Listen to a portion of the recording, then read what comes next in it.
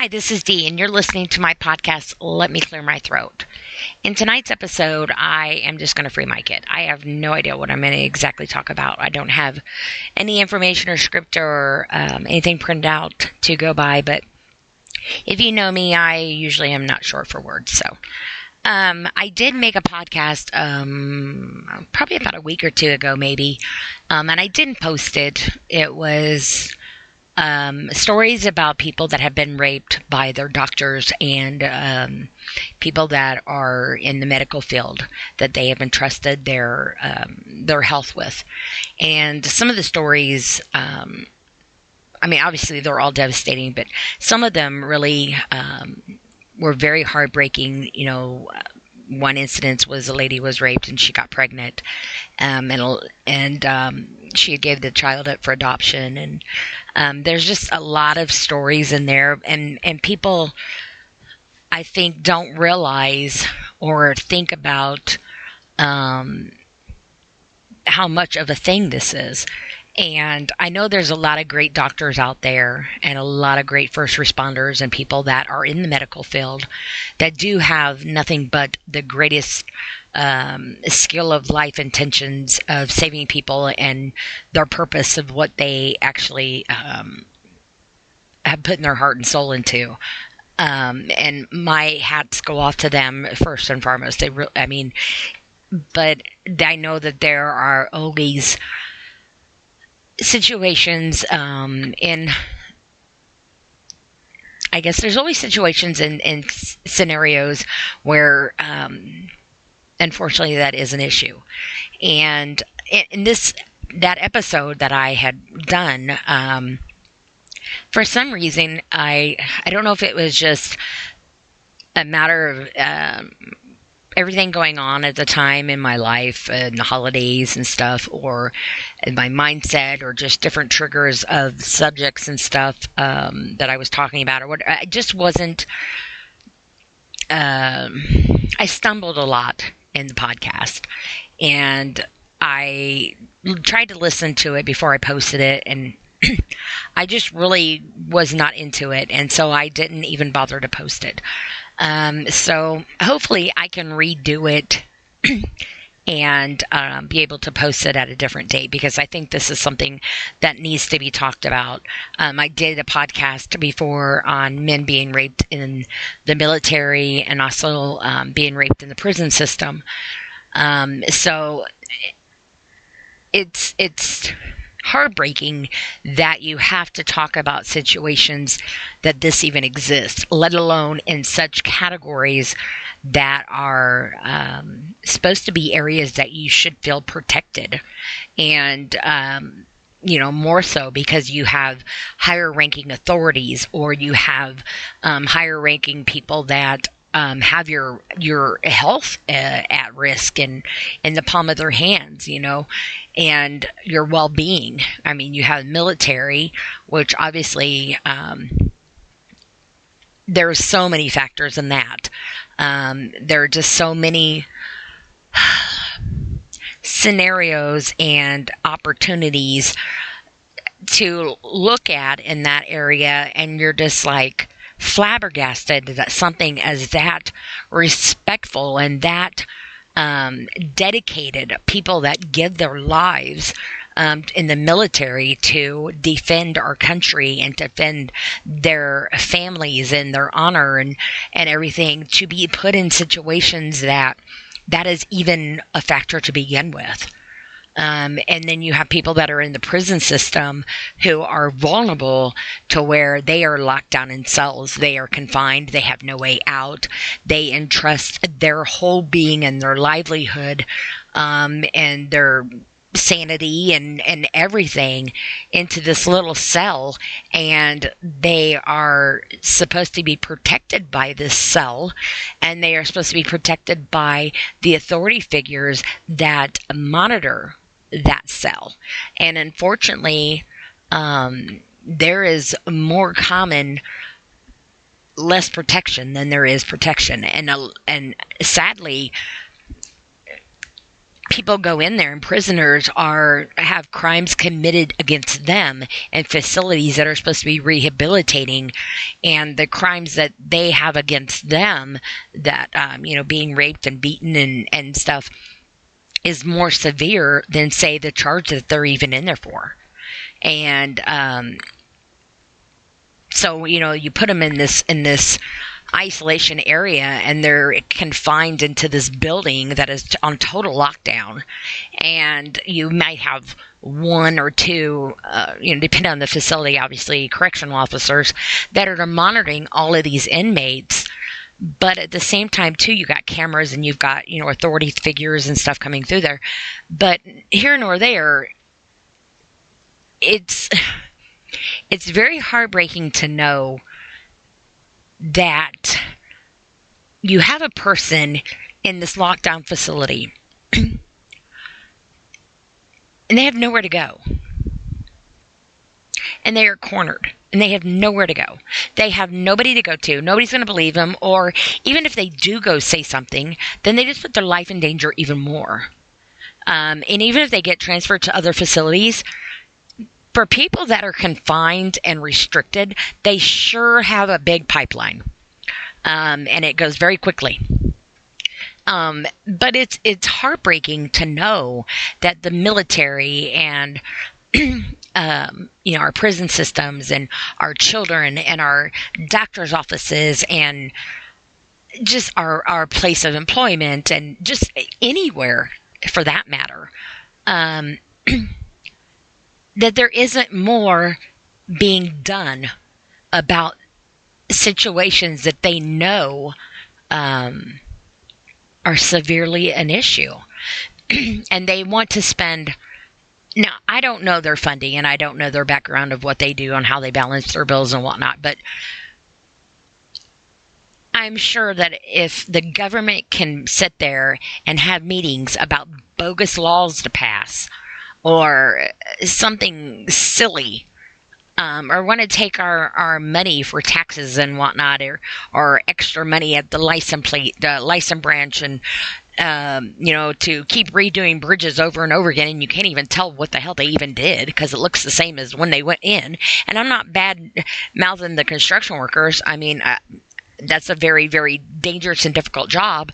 But sometimes I really wonder where people come up with, oh, this needs to be done. Let's redo this bridge for the 10th millionth time. While in the meantime, around the corner, somebody left their basement in the middle of the road, and there's like 10 cars that have flat tires and busted rims. But then you got to pay extra at the license branch because they need that money to help do construction on the roads and make sure the roads are better. And depending on what county you're in, depends on how your roads look. Because you can usually tell the difference when you go from county to county. At least in parts that I've crossed over from one county to the other, it's like, oh, okay, especially in snowy weather, the snow plows and stuff. And bless their hearts, they're out there working really hard. But you can tell most of the time where the county stops and the other one picks up. And it's just really sad to know that some of our funding and some of our taxes and some of our future of the dictation of our well-being is so manipulated and put on the back burner of importance compared to things of the stupid laws that don't even make any sense. I mean, I read there's this one law that it was illegal to hum in an elevator. I mean, who sits around at a table and says, today I think we're going to pass a law. It's going to be illegal to hum in the elevator. I mean, granted, some people, to each their own. But why does that need to be a law? Why does anybody need to sit in a room and waste our money to make that a law? Or the stupid rule of, I saw one law, it's illegal to cross the road with tail lights on your backside, or something of that nature. Okay, first of all, what human being is going to put tail lights on their behinds and cross the road? Now I say this and I'm going to kind of chuckle because there's probably some people out there that would, just to be funny, or maybe, I don't know, they want to be seen. I don't know. But why does that have to be a law?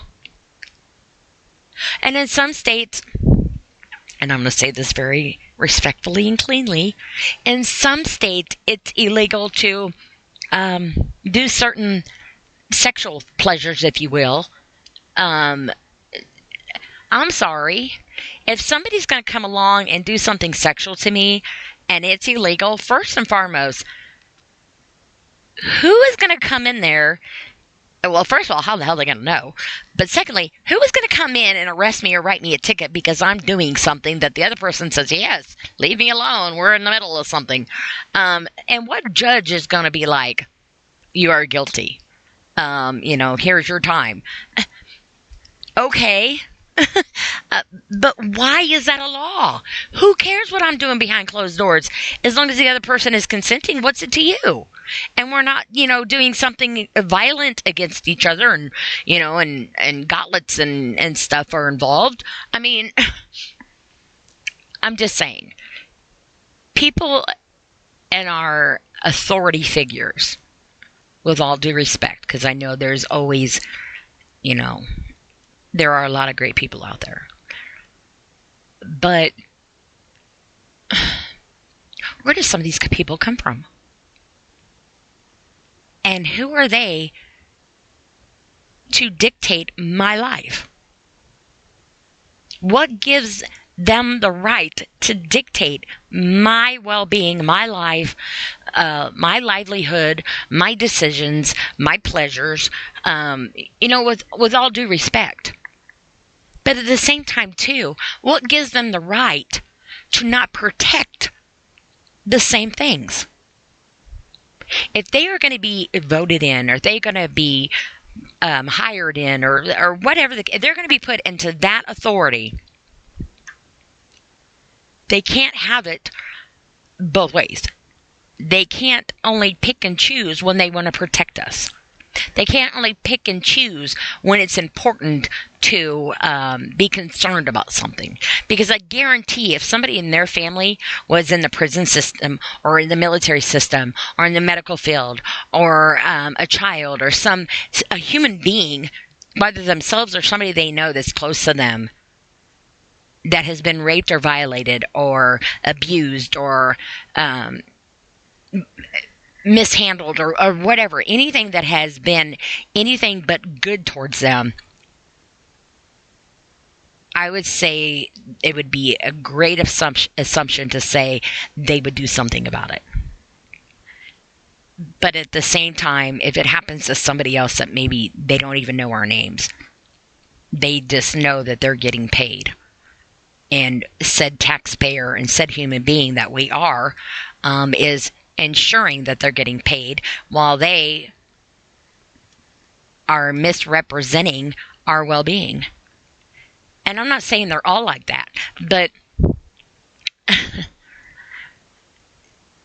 like I've said before, people in the government, people in authority figures, people that have control over the livelihood, the well-being, the mentality, the justification of our livelihood, if you will, our human existence in this world. They have control over our survival. Whether we take our next breath or not is in their hands. Because they manipulate us, lie to us, and try to validate it, backed up with more lies. And we, as human beings, we as citizens, we as people that take occupancy up in this planet, and the oxygen that we are contaminated with, are supposed to sit back and be like, well, what are you going to do? It's the government. What are you going to do? It's blah, blah, blah, blah, blah, blah. We should be able to do something because we are the ones that get them hired in. We are the ones that vote them in. We are the ones that make sure they get a paycheck because their paycheck comes from our paycheck. So while we're out busting our asses to try to have our livelihood, they are taking our paycheck to pay their paycheck to manipulate our livelihood, to make us have to work another job or harder to get more money in our paycheck. And guess what? The more you make, the more they take. And guess when you're working more, guess who's pocketing more? They are. And where's it going? I don't know. Because there needs to be more of a system in our system. And I mean our system as in this planet as a whole. Now, I'm in the United States. Okay. And, and I say this all due respect to the military, because if you know me, I am hell strong on the military. We are far from a free state, a free country. We are far from it. We have all these men and women that give their lives. Even when they are still alive now, they feel dead, isolated. They're fighting their wars and battles in their head that they didn't even need to even take on. While the pencil pushers were behind the desk dictating their whereabouts, their sanity, their livelihood, their next breath. Their war wounds, whether they lose their limbs or their extremities or their features or their face or their life or whatever the case may be, that person that's sitting by the desk that's calling the shots, where are they? In their robe and slippers drinking tea at night? I mean, smoking a cigar? I don't know. But where are they when these people come home? If they do come home. And I say this all the time, there should not be one damn thing in this world that a military person needs to ever need for. Every human being, it is inhumane of us to not provide human necessities of livelihood. For a free country, a free world, because we should be a free world. We are all in this planet together. Together. We divide ourselves because we're told to divide ourselves.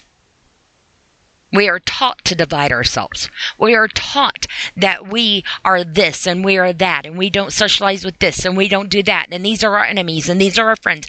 I don't know this person. I can't even pronounce that person's name. Why are they my enemy?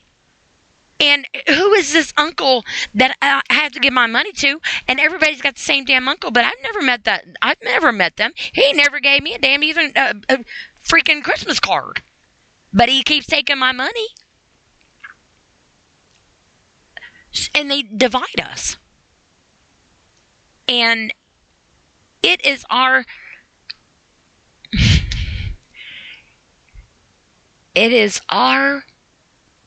expense that they play Russian roulette with us. It is our expense on whether or not we need to worry if something is going to fly above us, if something is going to come from below us, if something is going to come out of nowhere, if something isn't even going to come around at all because you can't see it because of our technology being so out of hand. It seems like we are spending our life trying to create ways to ruin other people's lives and take over for control. Why? Why? What power are you going to have if you blow up the entire planet? Hello. You're on it. What are you going to accomplish? And second of all, who is even going to know? Because there's not going to be nobody left. We're going to be not even a blip on the screen. But why are we so hell-bent on building all these weapons and all these tools and all this technology and all this and all that to just be so vindictive to each other? You don't even know me. I don't even know you. I mean, I'm not going out and doing nothing. I mean, if anything, hey, you want to come over? We'll get some tea and wear slippers and walk around. I don't smoke a cigar, but I mean, if we want to sit here and act like the government, let's do it all out. We can have fake meetings just like they do. But I would like to do something more productive and happy. Life does enough to me to make me sad and have to overcome obstacles that I don't need outside people that don't even need me or know me to enforce greater things that don't even have anything to do with me. Why am I being held accountable and responsible and pay consequences for actions that I don't even know even exist? Where it's at, what it's doing, why it happened, who's involved. I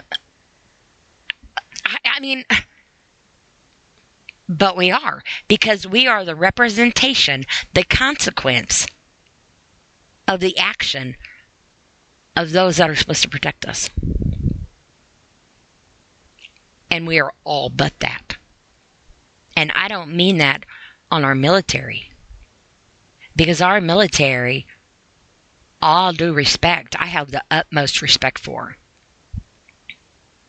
And it infuriates me when you have people like the military, first responders, our teachers, people that are in situations that have the biggest impact of our growth as a human being, as a society as a whole. They are responsible for ensuring that we are educated, that we are safe, that we are medically, mentally, emotionally, physically taken care of at a moment's notice, nonetheless. And they are the lowest in the pay field, pretty much, compared to what they're responsible for. Now, I'm not belittling. I know there's a lot of other jobs that are just as respectful. But you have you have these people that are in, and I'm going to pick on this. I am going to pick on this.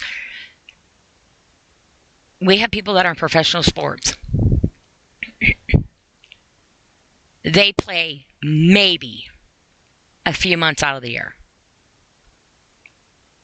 Some of them not even on the field. They might be on the bench. They might just be wearing a uniform. They might just be there just for observation. I don't know. Nonetheless, they get paid buku money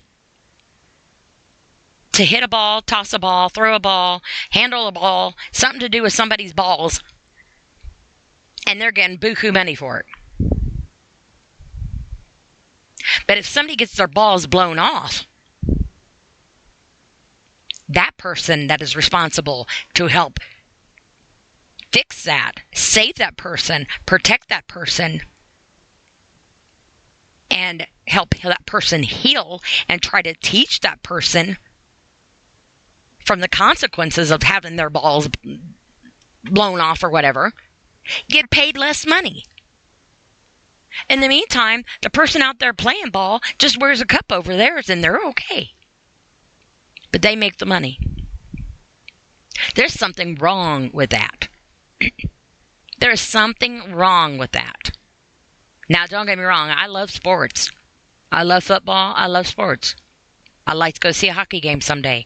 I haven't saw a hockey game yet. And I know it's a dangerous sport. I get that. It's a dangerous sport. You might get your shoulder knocked out. You might dislocate your rib. You might break your neck. You might hurt your toe. I get it. Yep, I get it. So, would you go toss a ball around and break your toe and dislocate your shoulder? Or do you want to go on the front line carrying all this poundage of weight? Or maybe carry a big hose on your back going into a big gulf of fire? Or, what?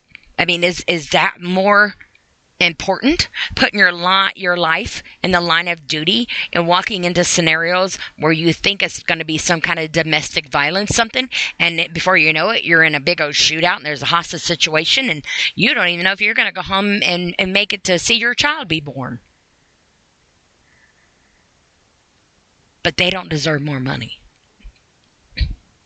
because you throw a ball and wear a cup. But if something happens to them, people have to pass a cup in order to collect money to try to bury them. And what happens? Your game still goes on. There's something wrong with that. And I know, I just know I cannot be the only person in this world that feels that way. And I'm going to be on a solid assumption that I am not the only one that feels that way. So why don't the government have meetings to, I don't know, make it a law? That just because you're an NFL player or you're an NBA player or you're whatever, I could sit here and name all these little initials of whatever. That just because you're in that, why aren't they being paid minimum wage? Hell, going to the grocery store or the gas station nowadays is dangerous. You think a person standing behind the gas station counter doesn't put their life on the line every day? I mean, seriously? This world has gotten so out of hand that it's almost to the point where you almost need to just be like, you know what? I'm just going to stay home and, well, I'd make me a garden and live off the land, and I'd go, green and solar and off-grid and gave me some animals and some feed and do it like, Little House on the Prairie did back in the day or something when everything was simple. I'm going to do that. Oh, wait a minute. It depends on where you live on whether or not that's legal or not. Because some places you live, you can't do that because it's illegal. Because why? Because you don't give them money. It's a monopoly. So now you got to get up and hope you can afford the gasoline in your car. And hopefully you got a decent enough car because heaven forbid nowadays the repairs you have to put on a car in the newer models because they've got it to the point where backyard mechanics can't hardly even work on a car no more. So everything's computerized. And once your computer goes out in your car, you might as well go buy you another car. And then you need to hope that your car is a good car because of all the flood and tornadoes and all the things going on. You better hope that your car ain't been in a flood stage or something like that and been engulfed into something and damaged because then you're going to get a piece of crap that you're just going to leave you on the side of the road. And then you're going to be on the side of the road, probably in a construction site, where you can't get over into the emergency lane because they've got it blocked off with some kind of barricades or something. And sometimes it's down to a one lane. So here you're all in the middle of the construction work, probably in rush hour, which is ridiculous. And they put lights and stuff on our interstates now and I don't understand that for the life of me. Who's going to have stoplights on the interstate? I don't know. That sounds like an accident waiting to happen for me. But then let's say you get up and, you get to the gas station and you get gas and you get to work. And then, hey, let's earn your keep. Let's hypothetically say you're making that minimum wage. And then, well, you got to take your money out of your check to give to the government because they've been working hard where you've been working hard. They've been imaginarily right beside you, rooting you on during your job. And all those times you was tired and dragged your butt out of bed, they was imaginarily right there with you. And they need to be compensated. So then you go and everything's electronic numbers now, so you don't even need to go to the bank. Hey, just have it put on your card. And hey, cybersecurity, sure, why not? Google controls everything, even if they don't understand. And what Google don't know, Alexa might or Siri or whatever name pops up in somebody else's world because, hey, we're so behind in technology that we're killing ourselves because we don't know the F what we're doing. But in the meantime, I'm going to try to make it home and hope I get home in time because my kids are at daycare, and that's another expense. I might as well just sit home all day long because you can't even afford for daycare. And if you don't have a significant other, you might as well just hang it up and just sew your stuff closed because you don't need to have no kids because you can't afford them. So then if you don't have a significant other, then what are you going to do? Then you're going to be a single parent taking care of your kids. And then you might have to end up getting some government assistance. And nowadays, you don't even really get much of that. I think I tried to file for government assistance for food stamps, and I think I only qualified for $17. What am I going to do with $17? And you know what that lady told me? Maybe you can get you a gallon of milk, a loaf of bread, and some bologna. Where do you live at for that sale? I mean, I'd like to know what neighborhood you live in so I can go shopping where you live. Because, it's going to take me more gasoline to go to the store and back. But at the same time, too, why do I have to give the government all my information for $17? But nor here nor there. If I go pick my kids up, hopefully in time, and I don't have to pay extra because if you're 15 minutes late, you get penalized. And then you're hoping that you get good care. But just because they're registered and they're certified doesn't mean that they're good and they're safe. So sometimes you can't afford the high quality pay. You don't get the high quality paid. You still get the service of this person should still be locked up and shouldn't be in the caretaking field to begin with. Because I don't know where they came from because they're not safe around your child. Or, whatever the case may be. But now you got to go home. And if you're lucky, it might be 6 or 6:30.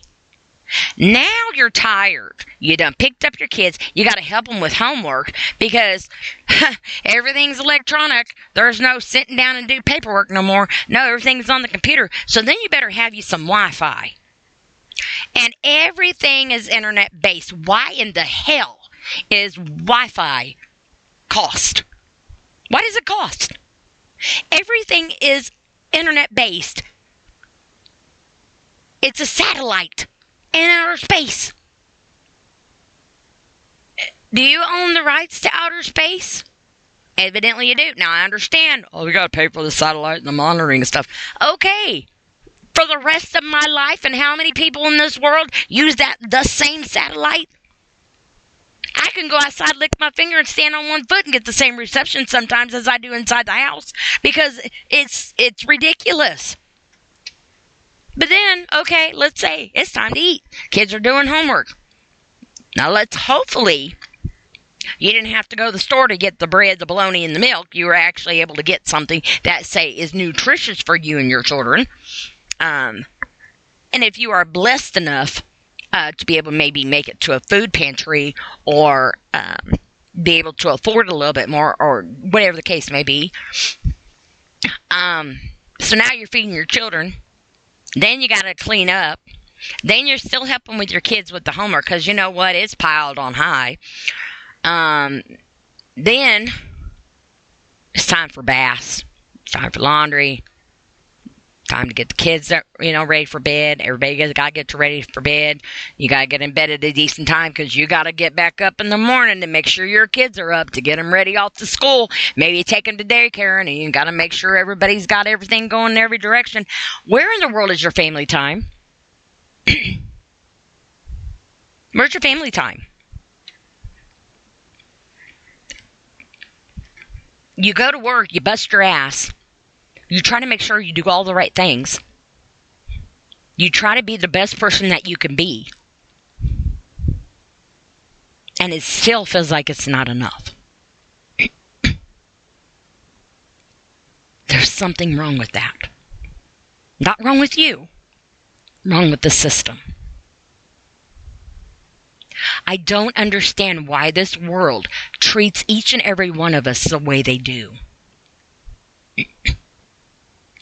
I was born just like you. I have a life. I have a soul. I have hopes. I have dreams. I have an identity. Hell, the way this day and age is, I've got so many damn numbers I need to remember and so many passwords, I don't even freaking remember my name sometimes. And my name's easy. It's D. But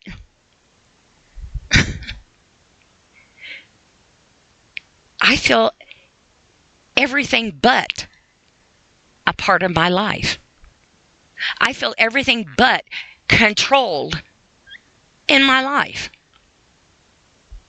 I am dictated that I have to work. I am dictated on things I'm supposed to do, places I'm supposed to go. What if I work third shift? There's no doctor offices. There's no dental offices. There's no grocery stores and department stores anymore that are open for the people that work third shift. There's no daycare centers. There used to be 24-hour daycare centers in certain places. But I don't even know if that even exists anymore. So what if you work second or third shift? Are you shit out of luck?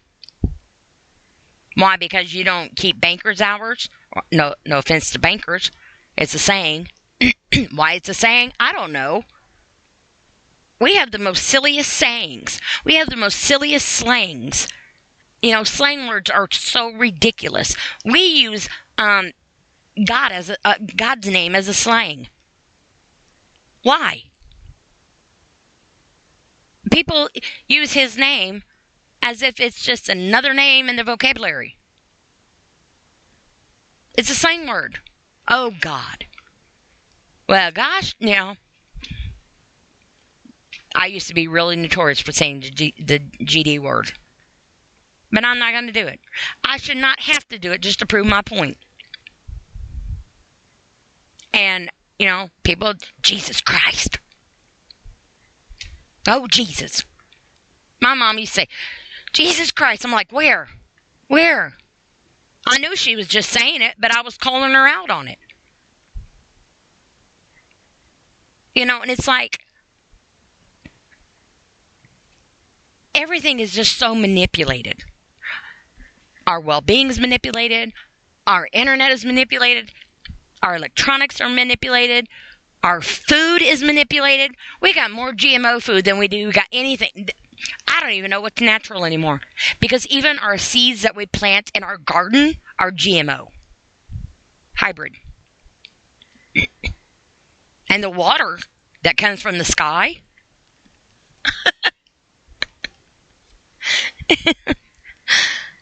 We need to put a filter across the ozone layer to filter our rain. Because it is so contaminated with all the bullshit that mankind is allowed to put up there.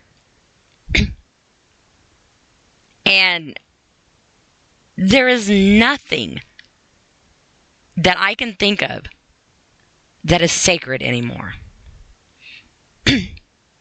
Even when people die and are buried, it's not even sacred. We get people that rob graves and dig things up to steal from people that are dead. They steal from people that are dead.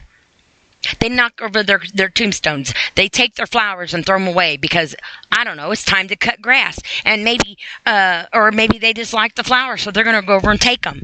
Or, whatever the case may be, they want to vandalize something. You know, and I understand people that work in the cemeteries, you know, you get all these flowers and stuff. You got to go cut grass. You got to cut around the tombstones and stuff. Well, I mean, I understand you got to collect the flowers and stuff sometimes. But what if somebody just decorated that gravesite? They spend a lot of money sometimes to decorate people's gravesites. And you don't replace the flowers and all the money that they put into that. But you can go through with your lawnmower or your weed eater and crack somebody's headstone in the ground and nothing's done about it. And I know this for a fact because somebody did to my uncle's down there at the cemetery. His tombstone is cracked right down the middle. And nobody's done nothing about it. That's wrong. And then you look over to the side, you know, and different cemeteries, and you got these big piles of flowers and centerpieces and all these things just thrown in a big, huge pile to the side. In the grass and in the trees.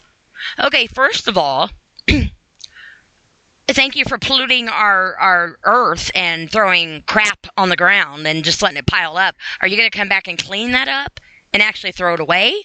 And two, you know how disrespectful that looks to look over and see all these graves cleaned and stripped of all the flowers and beautiful memories of centerpieces that their families and loved ones have put on the graves, to look over to the side and see them discarded like they were nothing and unimportant? Why? So you can cut the grass?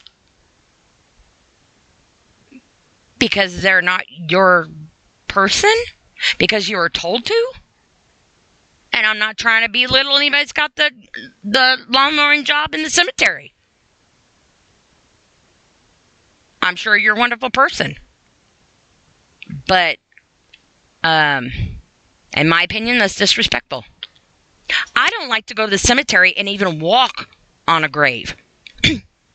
I will walk around. And if I have to walk on one, I apologize to that person that I accidentally walk on. Because that is a human being laying in that ground. It is a person. It is somebody's something. They have an identity. They have a story. They had a purpose.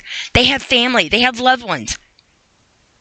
They existed in this world. Just because they are covered over with grass and have a little bitty broken stone and no flowers on their grave doesn't mean that they are not an important person and should not be respected. Don't walk on them. Doesn't take that much to a couple of steps over to walk between the two graves. And if you do, have some respect and say, I'm sorry. This is like going to the store, people standing there and they're looking at the shelf, and if they're like me, you got to stand back and look at the shelf because the way it's set up, you can't see on the bottom unless you're standing back a little bit and whatever, so you're standing, and people just come and walk right in front of you and just keep going. Okay, I understand you got to pass. I understand that. Say, excuse me. What is it gonna hurt? Excuse me. I'm sorry. It's called being respectful. I try my best to do that. When I'm passing through somebody, or if I accidentally cut somebody off, in my cart or whatever, or we're in a congestion there at the intersection of the shopping store or whatever, even if it's not my fault and I've got the right of way and I've got my blinker on, that I don't have a blinker, but I always say I have my blinker on, but you can't see it. A little humor.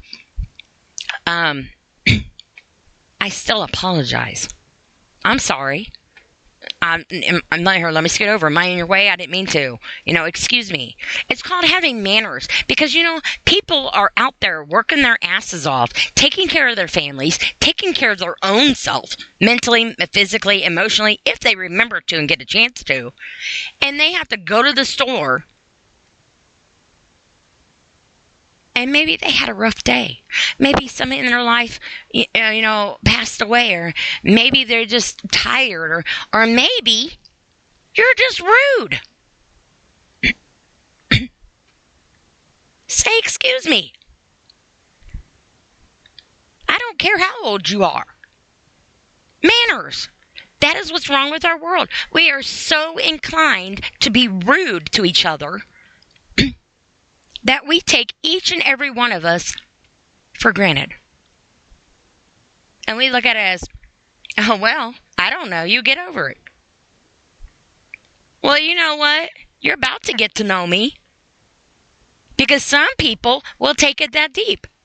You see some girl taking out her earrings, or, or some dude cuffing up his sleeves, or, put their thumb up against their nose like they're about to do something, or, whatever. Why? Because you're rude? And I don't mean that people don't have justification sometimes to defend themselves. I don't mean it that way. I mean, it should not have to come to the point where violence has to be the answer for things that we do because we're being an asshole. Especially when we're adults. And I say that, but just because the government says you're a certain age doesn't mean that you are an adult. But anyway, unfortunately, there are some children out there that are more grown up than some of our adults. And I'm not meaning mentally wise because, there's a mental issue of an adult or whatever. I don't mean it that way. I mean because our children are being made to grow up so fast to keep up with the technology that we are enforcing on them. And when our world gets to the point where our children are going to pay for the consequences of us, they're going to be busy cleaning up our bullshit, and we're all going to be gone. And we're leaving it for our kids. And they have no, and I'm not going to say all of them, because there are a lot of great kids out there. And I say kids, all due respect, I don't care if you're in your 20s. To me, you're a kid. And I mean that respectfully, because I'm a grandma. So my kids are my kids. If you're the same age as my kids or below, to me, it's like, and I don't mean no disrespect, but I understand how some people would be offended, but I don't mean it that way. But some of our generation to come doesn't know what manners definition means. They don't know what family values are. They don't know what morals are. They don't even know what a staple remover is. Because they were so techno-based that they are even now starting to make human being robots for pleasure. You know how infuriating it makes me when I go to a restaurant and I cannot talk to a human being? I got to order my food on a computer. I don't want to. For one, you're taking people out of work for your little technology. The people that are already struggling as it is, you're costing them their job. And also, too, where's the personal contact? Human interaction. Human being to human being. You want us to get to know each other. You know how nice it is to go to work. Let's say, hypothetically, you're at a fast food restaurant. Fast food restaurants, my hat's off to you guys. I'm just saying. If I had to deal with half the customer service in there, I probably would have it probably would not go over good. But, because customers are rude. They throw food at you. They throw equipment at you. They'll come behind the counters at you. It's a dangerous job sometimes. Because why? You got their Big Mac wrong? I'm sorry. But nonetheless, say somebody has a really rough day. But they are not going to be able to have a change and a switch in their day of a different scenario moment of being able to laugh and joke around with a customer. Say like me, for instance. I'm funny. Not just funny looking. I'm a hoot. I think I'm a hoot. And I like to make people laugh. I like to make people smile. I like to make people feel good. I could be having the worst day ever. 9 times out of 10, you will not know it. Because I am not going to try to put that on you. Because I know how much it is to hurt and lose myself in the darkness of the abyss of places I don't wish nobody to go.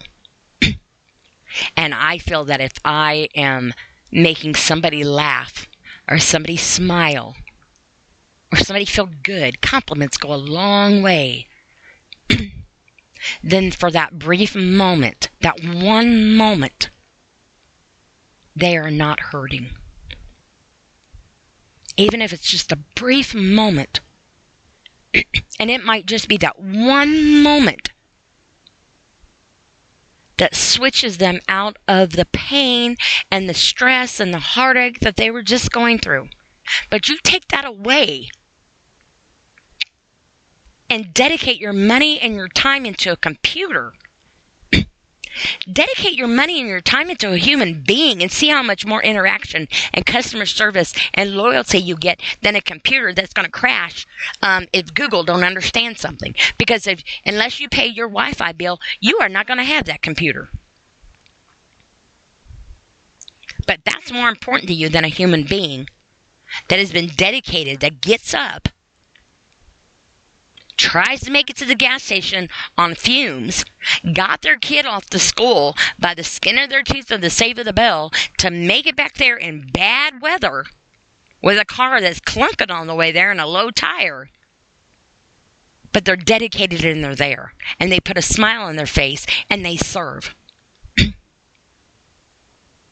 You'd rather replace that person with a computer that you can flip a switch on, if it works, because sometimes it's temporarily unavailable. I don't want to have to log in. I don't want to give you my phone number and my email address to get me a receipt. And if I don't get a receipt and my order is wrong, how am I going to prove it unless I give you my phone number and my email? I don't want your spam technology bothering me. I might be enjoying family time. I don't need my phone going off with, whatever case may be, spam likely. No duh. It's probably Taco Bell. Wanted to, tell me about an enchilada or a tostada or whatever. I don't care. Unless you want to tell me your nacho fries are back in season, I don't care. Don't bother me while I'm eating or entertaining or spending time in my life. How hard is it to print out a freaking receipt? Or to say, would you like a receipt? And if I choose no, then all is good. And if I choose yes, then print one out. You can go to the daggone store and order one thing and you got a receipt 2 miles long. With a bunch of coupons, and if you act now, take this survey. And the survey's a book. Well, I'm going to tell you in this survey, I don't need this tree in my house because I've got enough wallpaper and paper airplanes. I don't need it. And you don't even give me the option of giving me my phone number or my email address, which is okay.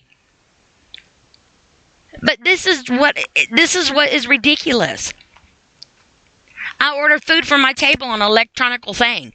Whatever happened to the day when the waitress comes up and, she's talking to you or he's talking to you and they're laughing and cutting up and, whatever, and you're asking what the special is and they talk so fast that you ask them, they have to repeat it again, and then, they get out this little piece of paper and with the carbon thing or whatever, and they're taking your order and writing on it and this, that, and the other, drawing smiley faces and thank you and writing their name and stuff. What happened to those days?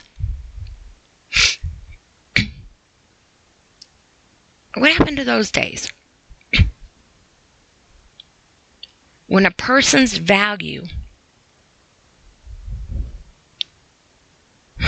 was more than what you could put in your pocket. I should not have to bust my ass to make sure your life is with a silver spoon, while I am living homeless and I don't even need a spoon because I don't have nothing to eat. Because I don't have a forwarding address to get that $17 in that food stamps for the government to know all my information. Or better yet, I don't even know where I'm at because I'm not getting quality care for my mental stability. Because I was overseas, deployed, and something went off, and I lost part of my mentality and maybe half of my face. But I'm homeless, living on the street, if you want to call it living. While somebody's in slippers and a robe, smoking a cigar, eating bonbons, and drinking hot cocoa. There's something wrong with this.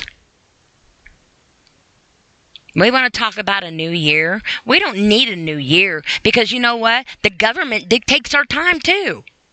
Hell, daylight saving time changes so much, my biological clock don't know what the hell to think. If you got a people and one dies, heaven forbid, one dies, let's say at midnight, and then daylight saving time comes in, and the other person technically died an hour later, but yet because daylight savings time come in, then they actually died before you. because the government dictated our time switch, and you don't even know what time it is. And then they dictate the calendar. They dictate the weather.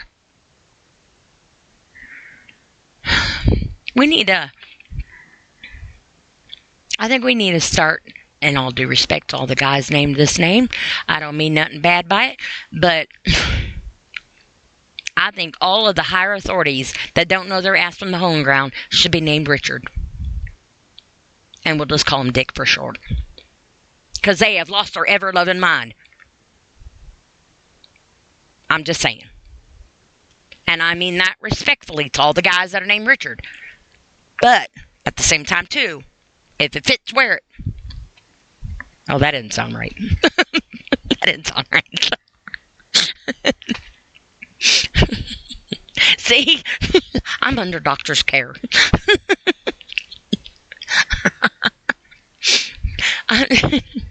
You know, with the holidays and stuff. And some people don't celebrate holidays. Our holidays are dictated. I went to the store before Christmas. Okay. So, I'm going to take this back. The holidays, and I'm all due respect, okay? The holidays are supposed to be about Jesus and Bethlehem and his birthday and this, that, and the other. Okay. I did a podcast on Give Me Back My Soul. And I talked about how the Bible is manipulated, rewritten.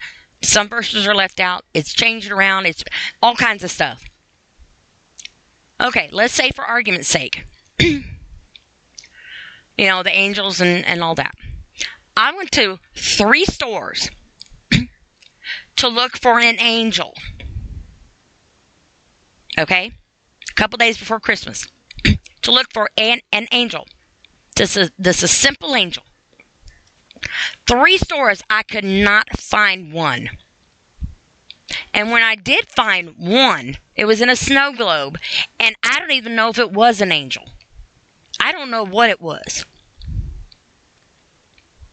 Because it looked very deformed. I think the printer or the person who painted it or the machine or whatever, I think they was already gone for the holiday when the thing was painted. That's all I'm going to say. But I couldn't find one. It's so monopolized that the true meaning of what it's even supposed to be about, nobody even knows that definition no more. And let's say hypothetically, if you have a different belief, why isn't that acknowledged? Now, granted, people get really good sales, but I'm going to take it a step further. Why does it need to be a holiday to get things cheaper? If you can mark it down to clearance for a dime, or you can mark it down to clearance for half price, what does that tell me you just did? And why do I have to wait for a Black Friday sale? And why is it even called Black Friday for one? Okay? But I'm sure there's a story, but I don't care. I should not have to wait till Cyber Monday or Black Friday to be able to afford whatever. Because if you can knock it down on a certain day or have a sale or put it on clearance, then you're gouging me. You might as well just, you're robbing me. And you get away with it. But if I go and steal something from somebody and rob somebody, my ass is going to be in jail. But you can rob us and make us pay buku money on that little bit of minimum wage that we're trying to survive on, and it's legal for you. There's something wrong with that. And I didn't know what I was going to talk about in this podcast, but evidently I've got a lot to talk about because this has all been on my mind. And I'm just to the point in my life that I should be able to have my life. Because at the end of it all, I'm the one laying in that casket. My life is over. But until the meantime, everybody's going to tell me what to do and how to take my next breath until that time comes. And then when it does come, they're going to manipulate my death and make it a monopoly. And my family's going to have to price shop to find me a cheapest price on where I'm going to be buried or not buried. I'm going to have a temporary casket. What kind of clothes I'm wearing. My nails going to be polished. My hair did. Who cares? Why you got to price shop? Does it cost more to have somebody buried in one zip code than the other? Is their ground a little bit more goldish? I mean, is it closer to heaven than the other zip code? So they got to pay more? I don't understand. I mean, there's something wrong with this. And I'm not going to say America's the only country that's like this. It can't be. It just can't be. And if it is, shame on us. I mean, shame on us. Because I've said this so many times. And if people know me, they know how I feel on this. And I get started on it. Because I am very huge on the military. I'm very huge on the homeless. I used to be homeless. I'm very, very vocal on military veterans, homeless, very big. I, as an American, I'm ashamed to be an American because of our government. I stand proudly as a human being American because of our military. Our government embarrasses me. As a citizen in the United States, represented by our government today, I am embarrassed by them. And I am proud of our military and our veterans.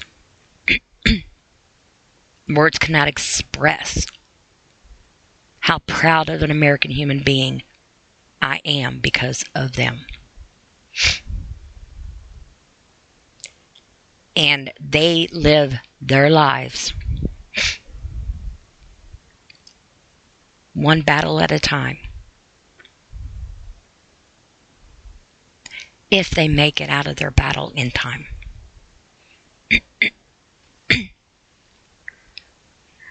And there are so many people in this world that are fighting a world that nobody else resides in but them. But yet everybody is responsible for. Because we're all in this together. The oxygen that goes through this planet, through this galaxy, through our lives, our lungs, we are all responsible for. So much preservatives and bullshit that is put into our food. My insides are so well preserved, it's going to outlive me. Hell, if I'm buried, that 150 years from now, they're going to dig up my body, and I'm going to be as preserved as a fucking cheeseburger, as a cheeseburger at McDonald's. And there's Dee. She looks just like the day I buried her. Just like the cheeseburgers at the fast food restaurant. I'm well preserved. And it's those same preservatives that clogged up my arteries that stopped my heartbeat, that I was so blessed with, that mankind has been allowed to manipulate. Because our purities of life can't even find a definition in the dictionary anymore. If you look up the word pure, it tells you to look up pure bullshit. See government. At least it should. And that's the way I feel about it. And I feel better. My vent session. But yet I don't. I feel sad about it. Because in the end of it all, when we're gone, our generation, whatever generation you're in, even the youngins, whatever generation they're in, if they're blessed and lucky enough to be able to produce another generation, they're going to pay the consequences for our actions. And it will be our fault. And we won't even care because we won't even be alive to save them from what we have done. And some of them don't even know their ABCs yet. Some of them have not even had the right to even be born yet. Because the government has manipulated and dictated that too. And theirs wasn't even involved in it.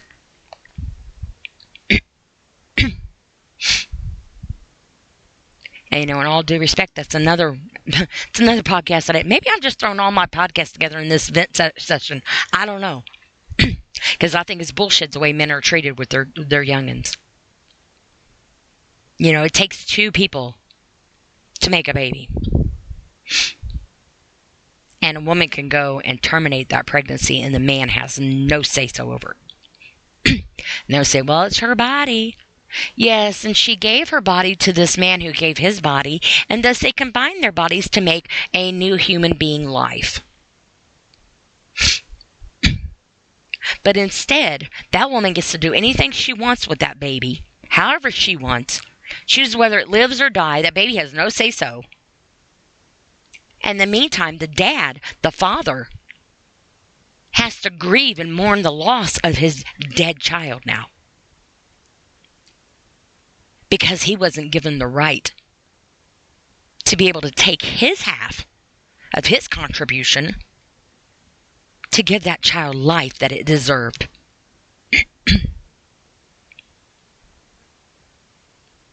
Who are we to dictate what God has given us the blessing to create? How dare we? How dare we kill a child, a human being, an innocent human being? People say, oh, they don't have a heartbeat, blah, blah, blah. You know what? I know people that have heartbeats that are as heartless as anything. But they're allowed to live.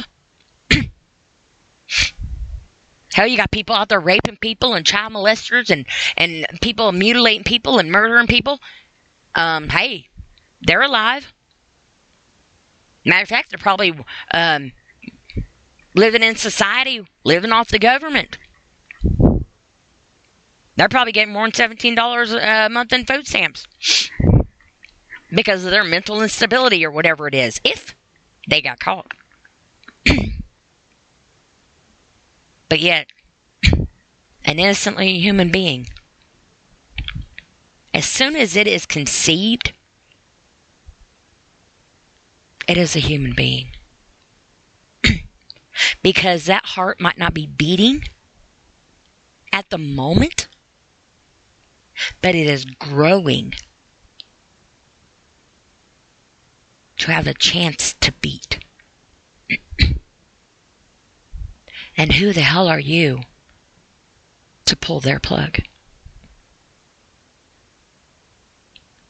Who gives you the right to play God? I've lost a baby. My grandson was killed. He was a baby. I know somebody that had, I don't even know how many abortions she's had. 4 or 5 abortions. She got pregnant by one guy, had an abortion, and turned around and got pregnant right again. Had another one. Why? There's so many people out there that can't have kids. Or better, there's so many people out there that can have kids but would never even dream to kill one of an innocent little baby that didn't even get a chance to even grow in somebody's stomach yet.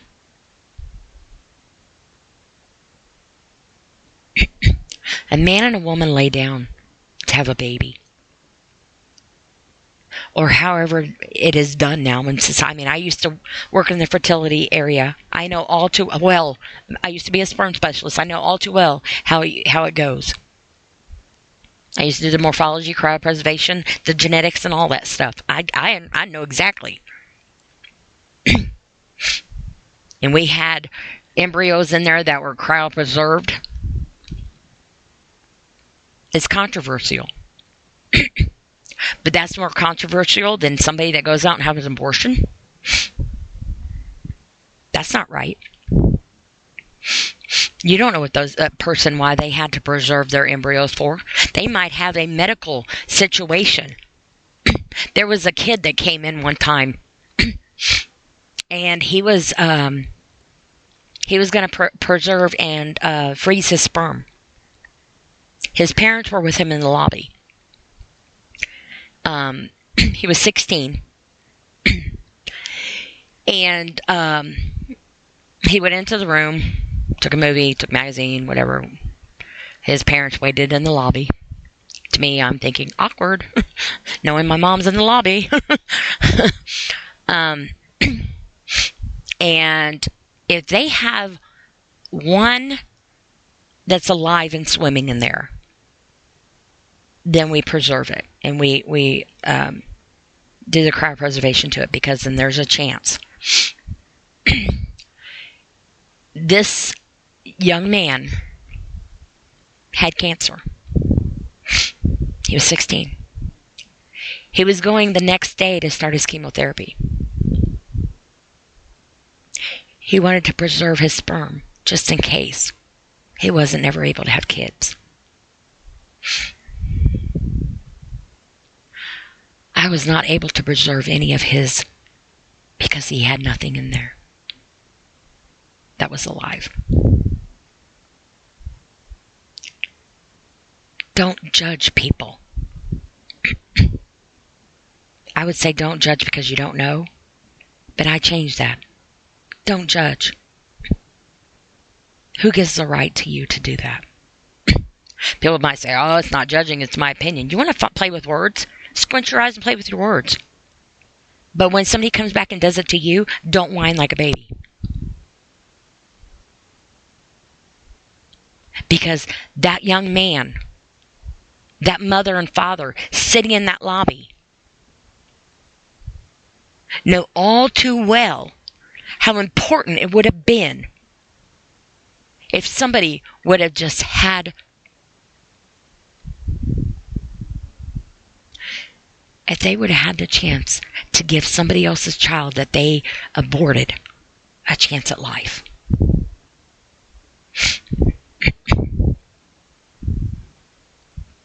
Because it is that deep.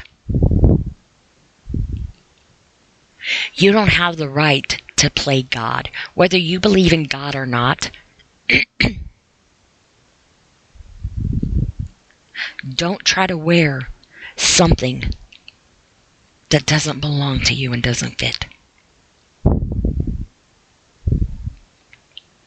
And if you, and I might make some people mad on this, but I don't care.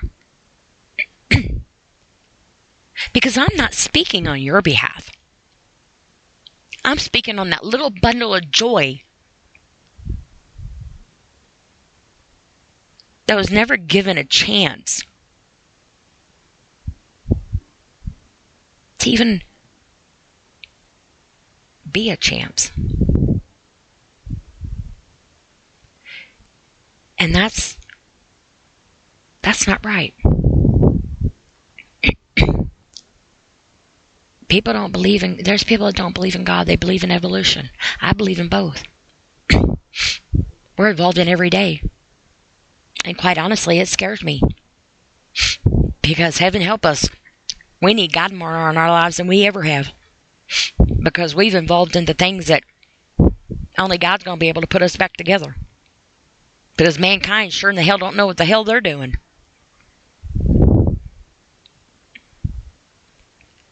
And there are people out there that are suffering in ways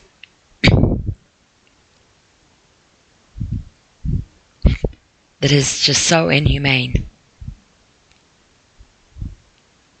Nobody deserves to suffer. Ever. Dead or alive. Ever. And people might say, well, you're dead, you ain't going to suffer. How the hell do you know? How do you know? Are you dead? You telling me? I mean, oh, I died and came back. Well, but you ain't dead? So don't tell me what the dead do. You died and came back, you ain't dead. So you don't know what the dead do. You weren't there long enough to know. You were taking the trial package. Now, evidently, it wasn't your time. So, no timeshare for you, I guess. I don't know. But don't be telling somebody what it's like to be dead. Why don't you give a reason for somebody to want to live? This goes a long way. Take it from me. I was one of those people that didn't want to live. And I'm in the part of my life now, I can honestly say that I do. And that only took me about 50 years to come to. So now it's time for us to get our head out of our asses and quit smelling our own shit. We need to wipe it up and get our shit together, because we got enough pollution in this world. You know, I used to sit here and be like, I'm not going to cuss while I do my podcast. I'm going to watch my mouth. You know what? I don't care. This is my podcast. Now, I try to be respectful. Don't get me wrong. And that's another thing. It used to be a time when we would watch TV shows. I don't even know if that's even a thing anymore. Where we thought it was when somebody said ass or shit or damn on a TV sitcom. Now they're walking around butt naked.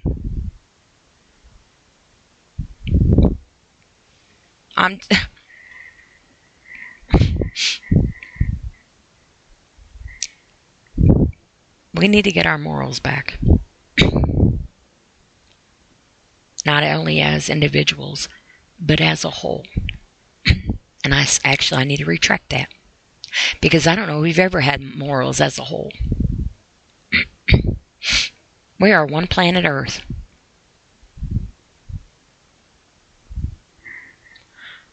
Divided. Because it's mandatory. But yet told that we need to unite together and be one. What is it we have the Pledge of Allegiance. One nation under God. United we stand. But they take God and our prayers and all that out of our world. They take God out of our country and the pledge out of our classrooms. Well, aren't we just a bunch of hypocrites? Welcome to the USA. All due respect. I don't mean no tarnish on any respectful American or military personnel. Because I've defined that in a few minutes or so prior to this.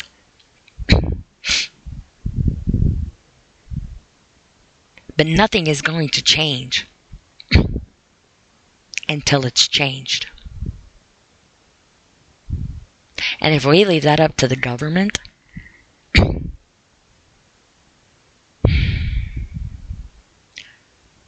heaven help us. because that's exactly what we need, because that's exactly what it's going to take. My opinion. And on that, I'm going to wrap up. And if you are going through something, you're not alone. There's a lot of resources out there. There are a lot of good people out there that are trained and dedicated and understand deeply on that level of emotion. And reach out to somebody the best you can. Try to find coping techniques. I've talked about that several times in my other podcast. I do my ABCs in my head or out loud, or I'll do them in sign language. Last night I did a little something different. My anxiety got up a little bit, and I've been teaching myself how to positive reinforce myself, compliment myself instead of belittling myself and tearing myself down. Instead of being a reflection of somebody I hate, I'm trying to not feel like I need to look in the mirror to be somebody that I deserve to love. And I was talking to myself in my head, trying to calm myself down. My anxiety was up. And so I did something different. I was going through the alphabet, and for every letter in the alphabet, I was thinking of 5 different things that started with that letter. It couldn't be a name. It had to be a thing. And I was doing just fine until I got to X. I came up with 3. Now, I will say, after a felt like eternity of the stumpness, I Googled it. And I came up with 2 more. But I had to go through the alphabet and do 5 things for each letter. And I didn't go on to the next letter until I accomplished those 5 things. So X took me a while. And it worked for me. Having different techniques in the time that you're capable to comprehend and deal with it, being rational, and having backup plans, I have found is key for me. Because sometimes when you're in that moment, you're not thinking as clearly, and your rationalization, if you will, is not as sane as what you need it to be and helpful. Now, honestly, at that time last night, I actually thought that up in the moment, because actually I didn't even start the other way. I didn't even start doing my ABCs. I just automatically stepped into doing that. It just came out of left field. I don't even know, but it worked. But knowing different techniques for you helps tremendously to calm your anxiety and your panic attacks. And I know firsthand that in doing so has very much calmed me down. It has taken sometimes good 5, 10, 15 minutes repeatedly doing my ABCs out loud, in my head, sign language, all 3 of them at the same time. But eventually it worked. And of course I would take a breath at the end of, won't you say it with me? I would take a deep breath and start again until I could go through it all without being upset or stumbling or crying. I would keep going. And it has really saved my mental state of mind many times. So just my input on that, if that helps anybody. But find what works for you, and every moment is different. So what might work one time might not work in another. And not all areas are the same, but I know in my area, 988 is a suicide helpline and prevention. They have a lot of resources on there. Some people say 211 where we live, but honestly, all due respect to 211, I have found that it has not been helpful at all. for me and things that I have needed. But that doesn't mean it wouldn't for you. There's a lot of resources on the internet. This is true. Google is not a total waste of time. Some things are very beneficial and helpful on there. But at the same time, too, there are more browsers in the world than just Google. And back in the day, in my time, we actually had these things that were hard covered and some were soft, and they had these pages with like black print on them. I think they called them books, and they were found at a place called the library. And we used to like have the card catalog and the Dewey Decimal System and the numbers and all that. And the librarian that would tell you, shh, be quiet. That's a huge resource, and that is actually more reliable than Google could ever be. You want to know information and learn something in life? Find you a generation before mine. Because they are very, very educated and experienced in the hard knock library of life. And you might just be surprised on how educated you could educate Google. That's something you learned from an actual human being. And on that, I'm going to close out. And I hope everybody has a safe and happy new year. I know some people's time difference is different. Obviously, some people will be saying Happy New Year probably tomorrow when I'm still sleeping. So, but let's just try to go into a new year without feeling like we need to make it a new year. And maybe that doesn't make sense. We shouldn't have to keep making things new. Because sometimes new is not always better. Sometimes the original way was just fine. And a lot of times that's our problem. Don't dictate my time. Enjoy it. But don't dictate it. Because like I say, your time is the one thing in your life you cannot get back. It is priceless and it is yours. And if you have dedicated it listening to me tonight, then I know you have taken the time to want to spend a moment of your life that you cannot get back and share it with me. And from my whole heart, I am very grateful. And on that, feel free to check out my other podcasts. I also have a YouTube channel at D Let Me Clear My Throat. And I hope everybody has a safe and blessed evening. Good night.